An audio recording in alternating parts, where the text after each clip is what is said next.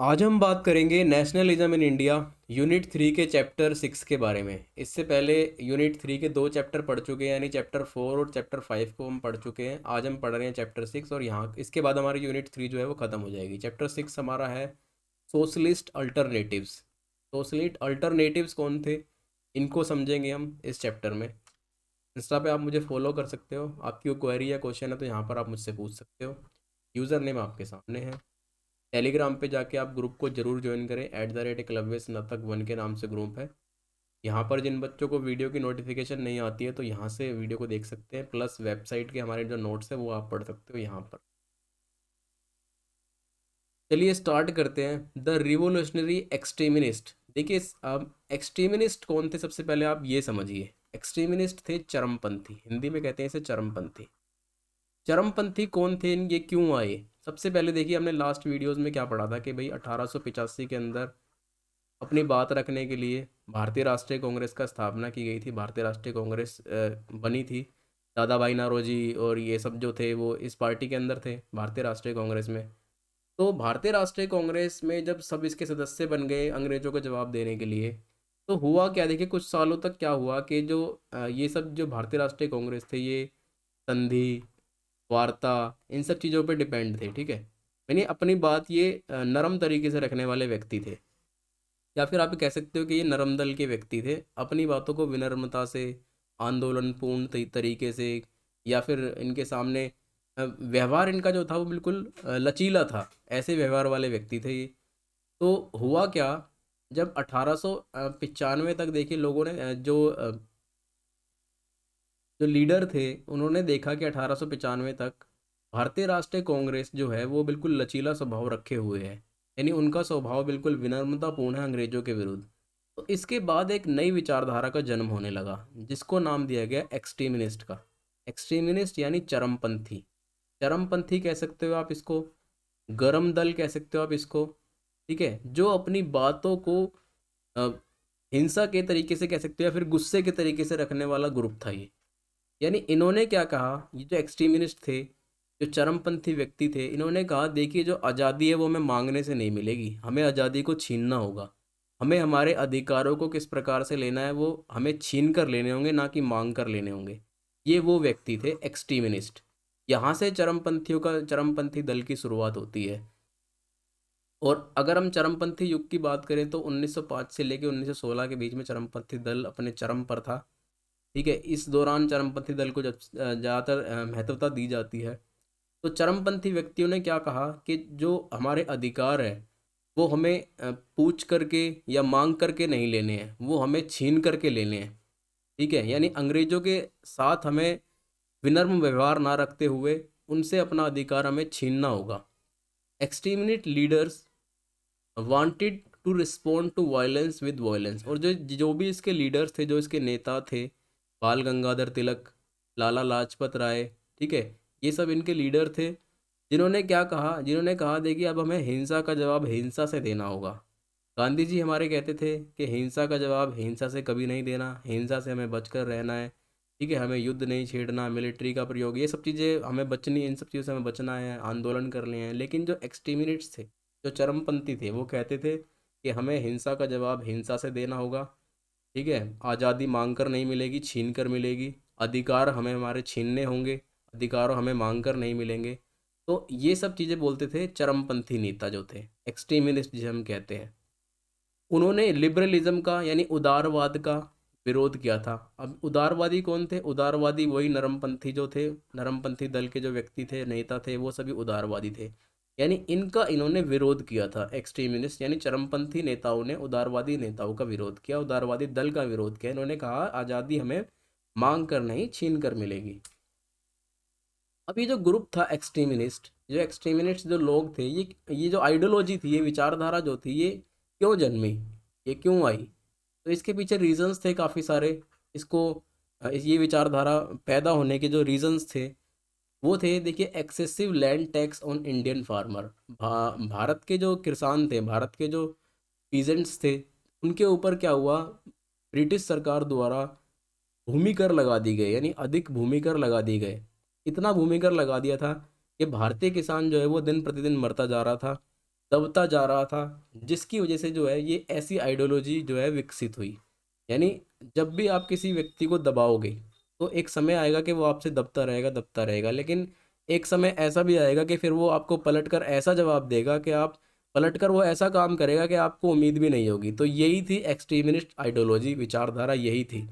यानी भारतीय किसानों के ऊपर जब टैक्स बढ़ता चला जा रहा था, कर उनके ऊपर बढ़ता चला जा रहा है, तो ऐसी विचारधारा उस समय जन्मी, जो कि ब्रिटिशर्स और के विरुद्ध थी, बिल्कुल चरमपंथी थी। वो बिल्कुल हिंसा का जवाब हिंसा से देने वाले व्यक्ति थे।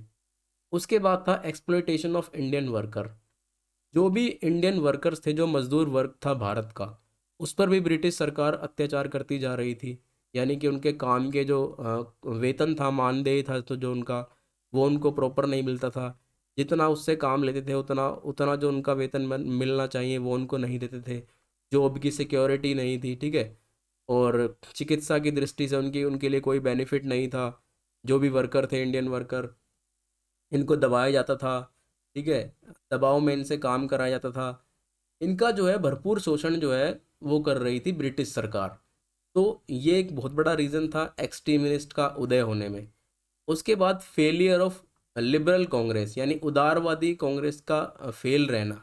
उदारवादी कांग्रेस कौन थी? जो अपनी बातें नर्म तरीके से रखती थी, संधि में विश्वास रखती थी, वार्तालाप में विश्वास रखती थी। लेकिन अंग्रेज क्या थे? अंग्रेज वार्तालाप में विश्वास नहीं रखते थे। वो सिर्फ उस समय जो लिबरल कांग्रेस थी, उसको जो अंग्रेज थे वो आंकते थे कि ये ऐसे ही जो ग्रुप है, ये किसी काम का ग्रुप नहीं है, ना ये कुछ कर पाएगा हमारा। लिबरल कांग्रेस के ग्रुप को जो हल्के में लेते थे कौन?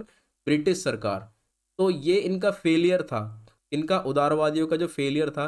इसकी वजह से क्या हुआ? एक्सट्रीमिनेट आइडियोलॉजी जो है वो पनपी, पैदा हुई। उसके बाद सबसे बड़ा रीज़न था कर्जन्स एंटी इंडिया पॉलिसीज़। जो लॉर्ड जो कर्जन्स था उस समय, उसने एंटी इंडिया पॉलिसीज़ को बनाया था। यानी उसकी जो नीतियाँ थी वो भारत के बिल्कुल विरुद्ध थी, भारत के किसानों के विरुद्ध थी, भारत के मजदूरों के विरुद्ध थी। और ऊपर से उसने प्रत्येक वर्ग को प्रताड़ित किया था। लॉर्ड कर्जन का क्या माना जाता है कि जो इनका कार्यकाल था, इस दौरान भारतीय सबसे ज़्यादा परेशान रहे थे।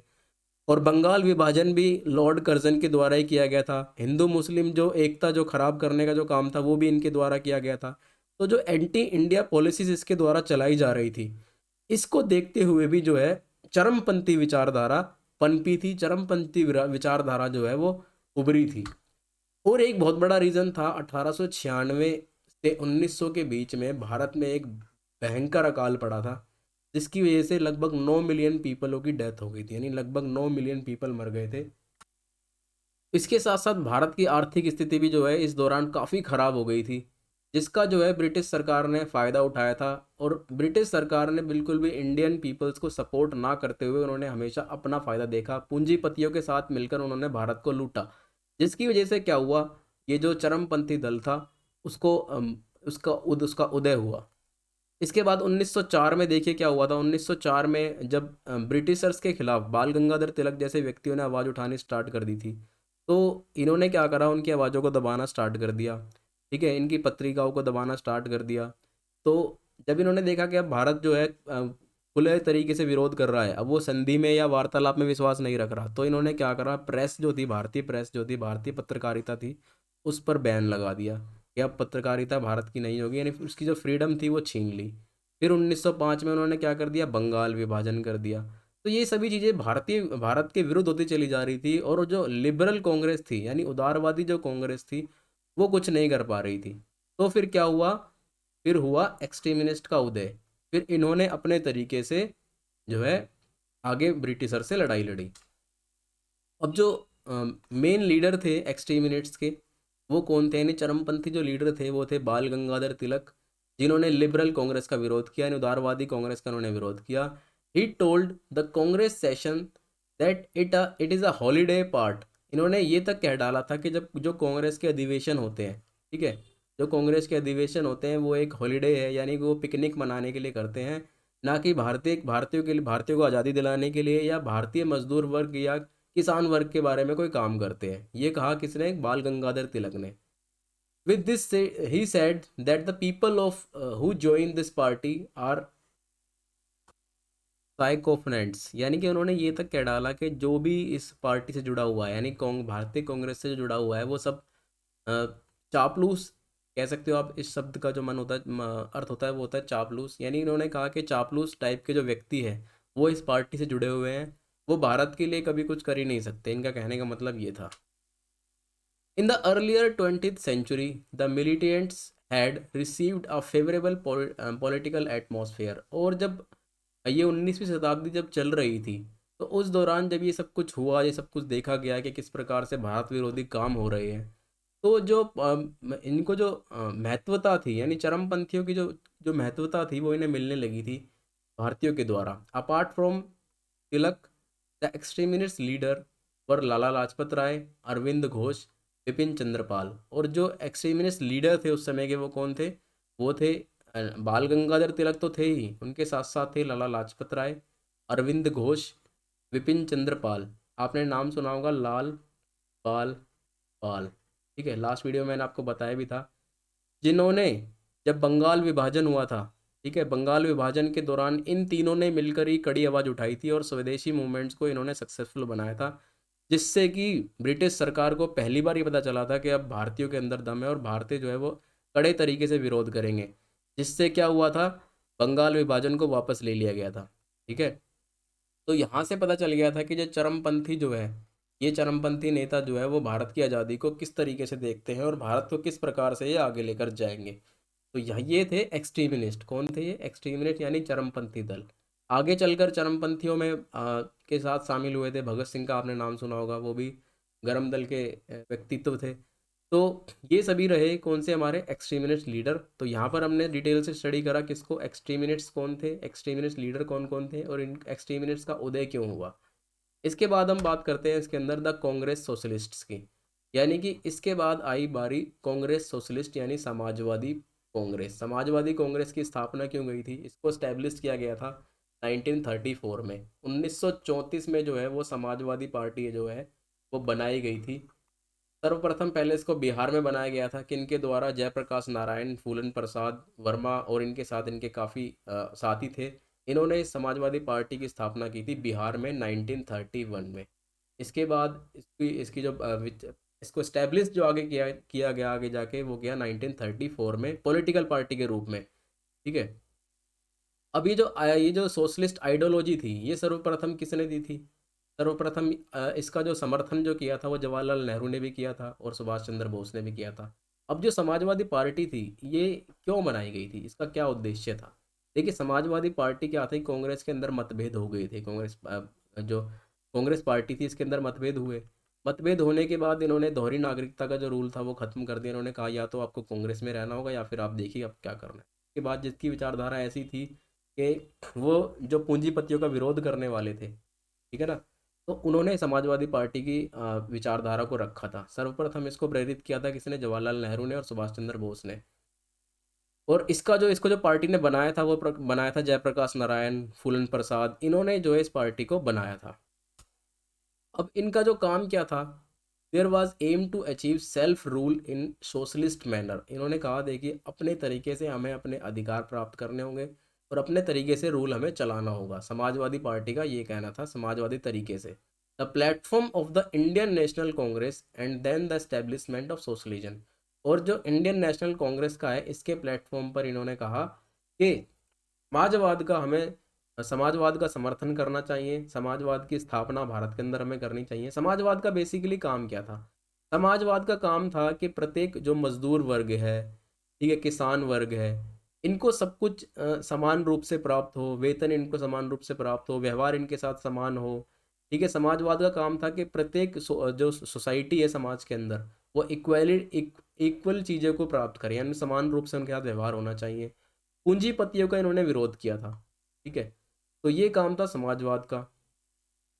Gandhi was grossly known. Gandhi ji कौन थे? वो अहिंसावादी थे। लेकिन जो समाजवादी थे, जो समाजवादी व्यक्तित्व वाले लोग थे, उन्होंने कहा देखिए, अहिंसा रखना एक अच्छी बात है, हम भी अहिंसा को मानते हैं, लेकिन यदि हमें ज़रूरत पड़ी तो हम हथियारों को उठा सकते हैं। उन्होंने कहा ज़रूरत के हिसाब से या सिचुएशंस के हिसाब से हमें जो है अपने आंदोलन को मोड़ना होगा, अपने आंदोलन को बदलना होगा ज़रूरत के हिसाब से। क्योंकि हो क्या रहा था? हो ये रहा था कि जो ब्रिटिश सरकार है, ब्रिटिश सरकार झुकती नहीं थी बिल्कुल भी। भारतीय राष्ट्रीय कांग्रेस के जो लिबरलिज्म नेता थे, उनका काम क्या था? संधि करना, वार्ता करना। उनके सामने ब्रिटिश सरकार झुकती नहीं थी। वो सिर्फ अपना जो उनका डंडा था, डंडे वाला डिसीजन ये लेके चल रहे थे। इसी चीज़ों को देखते हुए पहले एक्सट्रीमिस्ट आए, फिर बाद में सोशलिस्ट आए, ठीक है ना। तो ये सब चीज़ें थी। तो इस चैप्टर के अंदर हम यही सब चीज़ें डिस्कस करते हैं। सबसे पहले हमने एक्सट्रीमिस्ट को डिस्कस किया, फिर हमने सोशलिस्ट को डिस्कस कर लिया। तो ये दो मेन चीज़ थी इस चैप्टर के अंदर, जिनको हमने डिटेल से डिस्कस किया यहाँ पर। मिलते हैं नेक्स्ट चैप्टर में, यानी चैप्टर इसके बाद यूनिट बदल जाएगी आपकी, यूनिट 4 आ जाएगी। मिलते हैं नेक्स्ट चैप्टर 7 में। तब तक के लिए वीडियो को लाइक कीजिए, चैनल को सब्सक्राइब कीजिए। धन्यवाद।